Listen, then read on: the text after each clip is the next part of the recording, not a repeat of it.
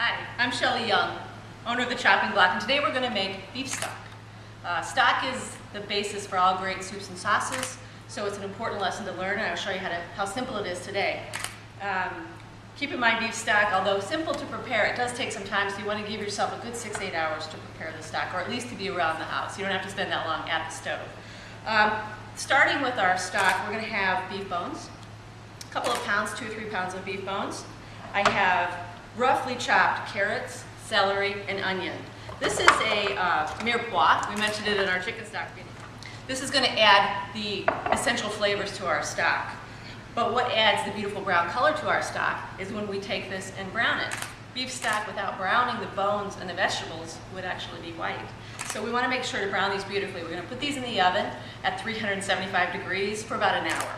I'm just taking out the brown bones from the oven. You can see they're nice and caramelized. The onions and carrots and all the vegetables have caramelized a bit as well. What I'm going to do with those is take these and put them in a pot of cold water. I want at least an 8-quart stock pot. All right, so you'll see in the bottom of this pan something going on here, right? This is sometimes what a home cook might refer to as a nightmare, but this is actually the chef's secret ingredient. This actually has a name in cooking, and it's called fond, F-O-N-D. And this is condensed, delicious, caramelized beef and vegetable flavor right now. And I want to capture that and get that in the stock. So what I'm going to do is put this pan, so make sure you've got a nice heavy-duty roasting pan that can handle being put on the stove. Over a low to moderate heat, I'm going to add a cup of red wine. And what I'm going to do here, use my flat whisk. I think a flat whisk works great for this. It's really meant for deglazing, which is what we're doing now. We're deglazing. We're getting all the fond out of the bottom of the pan, and the acid and the alcohol helps to do that. You can also just do it with water. After I've cooked this for a while, just gradually stirring this with my flat whisk, scraping the pan and bringing the fond up into the red wine, you'll see not only does that serve that purpose, but the added benefit is that it cleans your pans as well. I'm going to take this and put all that concentrated beef goodness right into the stock pot. With the water, the vegetables, and the beef. The last thing to go in our stock, black peppercorns.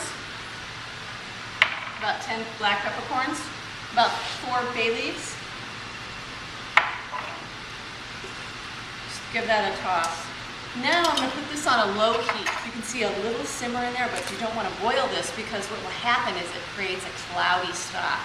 Whatever fat comes out of the beef bones will actually emulsify into the stock. So for the best, clearest, most beautiful stock, you want to not boil that. We're going to cook this for about 4 to 6 hours. Once the beef stock is cooked for about 6 hours, it's done. You don't really need to cook it any further. If you choose to, you can, to concentrate the flavor, but it isn't necessary. What I'm going to do here is put it through a colander. If you get a lot of particles that come through your colander on the other side, you can strain it through a finer sieve if you choose to.